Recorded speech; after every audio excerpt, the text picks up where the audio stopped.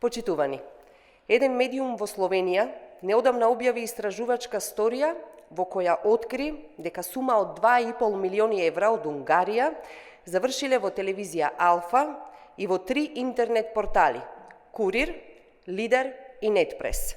Сите познати по ширењето лажни вести и манипулации. Тоа се истите медиуми кои што режимот на Груевски со години ги финансираше со државни пари за да го држуваат на власт. Сега неговиот ученик Мицкоски продолжува со странски, црни пари да ги финансира партиските мегафони за да шират антидржавна медиумска кампања. Оваа пресконференција е со цел да ги повикаме јавните обвинители да постапат по објавените информации за нелегални пари од надвор кои што завршуваат во медиумите.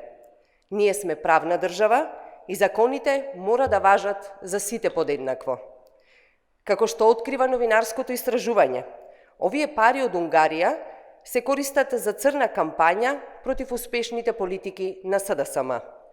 Поконкретно, медиумите на Мицкоски имаат задача да го подкопуваат договорот со Грција и со текстовите негативно да влијаат на членството во НАТО. Што значи, мисијата на овие медиуми и сомнителни унгарски пари е антидржавна и ги закрозува европските аспирации на државата. Сега е јасно како Центарот за лаги и манипулации на опозицијата продуцира толку лажни случаи против владата, ги пласира во медиумите под нивна контрола, а потоа ги прераскажува од Белиот дворец. Ним очигледно им помагаат надворешни антидржавни фактори, кои што со корумпирање на медиумите ја загрозуваат демократијата и европската иднина на државата.